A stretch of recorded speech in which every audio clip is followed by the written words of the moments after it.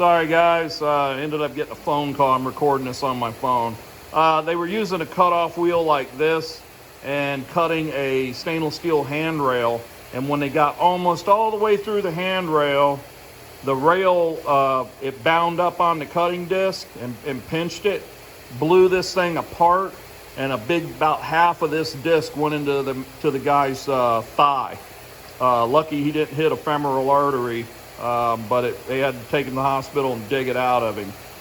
The other thing is on these, make sure that you're using face protection, something like this, polycarbonate, when you're using grinding or any kind of, throwing sparks, grinding, cutting, whatever. Eye protection, glasses, and then this is face protection. Use both. This is not eye protection. This is face protection. So use eye protection, the glasses, then you put this on to protect your face, and then you're good to go. Maybe some gloves too. Then you'll be all right. All right. So like I said, you can use a cutting wheel on there and cut the welds, or you can use Oxy Acetylene, like I have set up here. Now I'm going to show you real quick how to use this. These things are great to have. Red is acetylene, green is oxygen. That's a standard color system in the industry for these things. Even your gauges. You got red gauges for acetylene, green gauges for oxygen, green hoses, red hoses.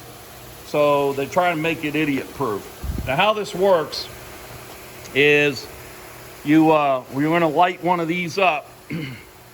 You come over here, you turn your oxygen all the way up. Now you watch your gauges. Should jump up there. All right, so now it's still holding pressure on the gauge. It's kind of low. I'm just under 500 PSI. You open this valve all the way, because it has a special valve for oxygen. If you don't open it all the way, it won't work properly. Now, come down here to your acetylene. Acetylene's different. You only want to turn it about a quarter to half a turn. I get the slack out. Quarter to half a turn, and then you saw it jump up there.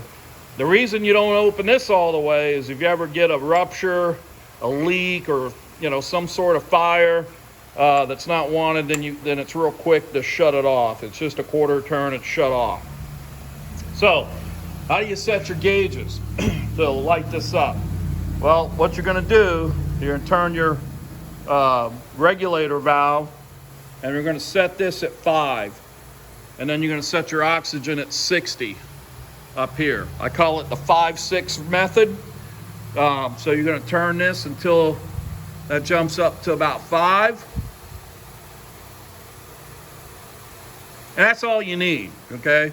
Don't get into the 15 to 30. That red line, that's dangerous. Don't do that. You don't need that. 5 PSI with the 60 on the oxygen, you can cut, a couple inches thick steel, 2-3 inches thick, you can cut with that. That's all you need. You don't need to go any higher.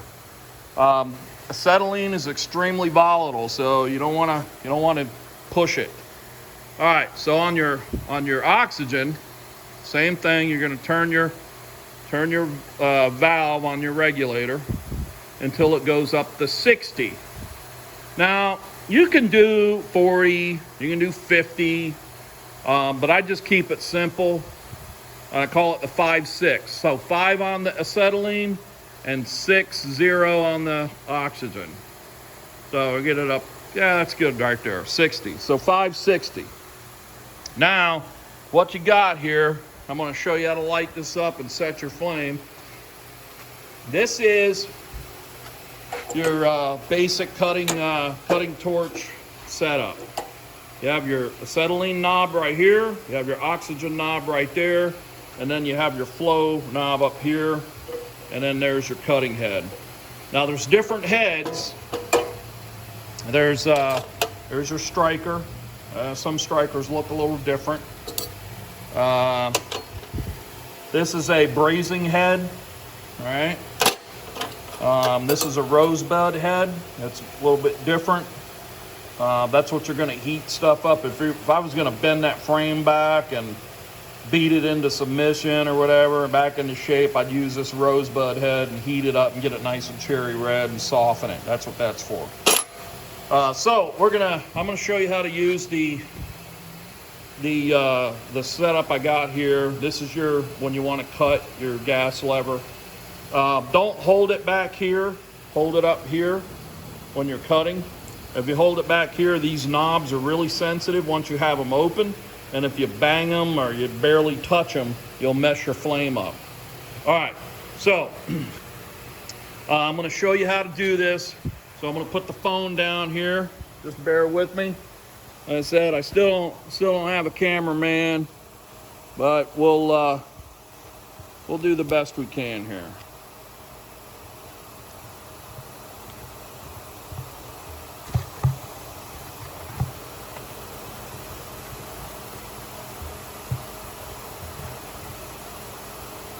All right, that should work. All right, so what we're gonna do, now when you're using this stuff, you also wanna use dark shaded goggles or sunglasses, something of that nature, because if you stare at this stuff, not as bad as welding, but it's pretty bright and you will see spots, you're gonna hurt yourself. So wear some kind of shaded eye protection when you go to cut steel. So, what I'm going to do is, first thing I'm going to do is I'm going to crack the acetylene, then I'm going to bring in the oxygen, and we're going to show you how to set a neutral flame. So get the striker, we'll turn on the acetylene, just crack it. You don't need to crank it all the way open.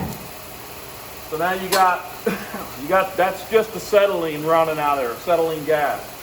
Now if you look at that, the more you cut this down, you got all that black smoke. You open that up. I like to open that up until I get rid of some of that. Up there. Now I'm going to go to my oxygen. I'm going to crack it. So you're going to see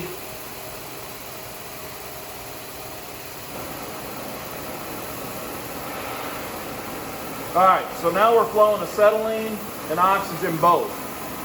Now I don't know if you can see it in the camera or not, but you got your big flame there.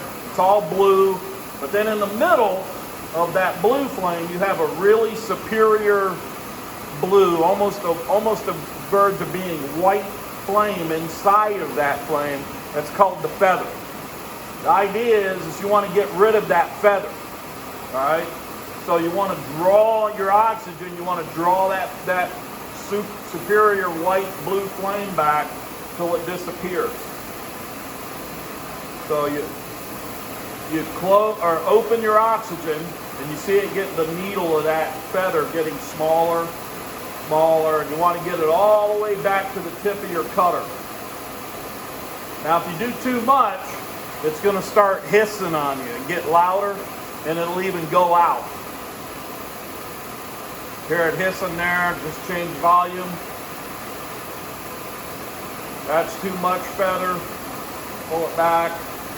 Right about there, that's what's called a neutral flame. That's what you want. That's what you want to start cutting with.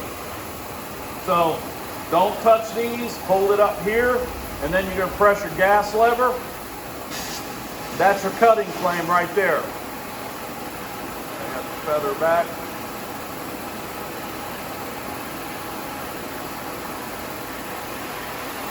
There we go. That's your cutting flame. And you're going to hold it just a couple of, like, real close to your steel. The whole idea is use this as it is, get it hot, get them molecules in that steel warmed up before you even press your gas lever. Get it nice and hot, warm it up. And then when you're ready, what you're going to want to do, unless you're following a weld line, if you're just cutting steel, put a chalk line or something like that, something to follow. Then you're going to cut at a 90-degree angle on your steel, and you're going to go nice and slow. Don't go fast. Don't jump up and down on the distance from your steel, because what you're going to do is end up with a shitty-looking cut. You can cut a nice, clean cut with these torches. Not as clean as a plasma cutter or a water jet, But you can get a nice clean cut on this. It takes very little to clean up the steel once you're done. If you go too fast and you jump up and down, open and close your distance from the material you're cutting, you're going to end up with a crappy cut and a big mess.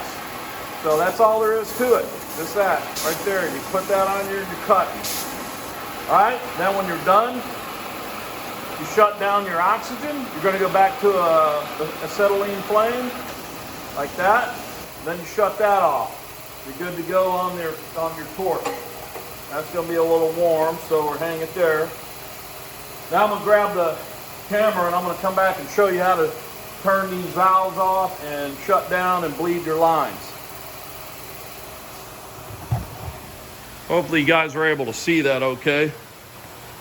I don't do much video editing and all that, so I try and do this with my phone camera, at least for now, and then post it. But I promise you I'm getting some better equipment here. We'll be doing some better videos. So just bear with me. All right, so on the oxygen, you're gonna shut your valve off up here all the way. You're gonna come back here, open up your line here.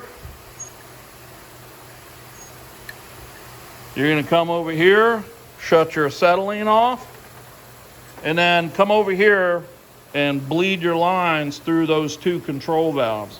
So I'm gonna open up the acetylene and you'll see it bleed down, like that.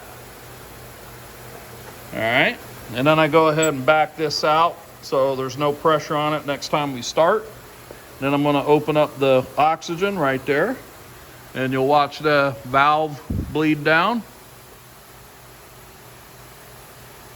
like that. And then I go ahead and back this all the way out so it's nice and loose, so next time there's no pressure on the actual regulator valve. And that is it. That is how you use an Oxy Acetylene cutting torch. So that's all I got. I'm gonna go ahead and we'll be cutting off that battery tray. We'll cut off the frame rails on the front, and we'll get that cross member right in there. We'll get that cleaned up and welded back in. And we're gonna do some welding on the back here as well for the back bumper.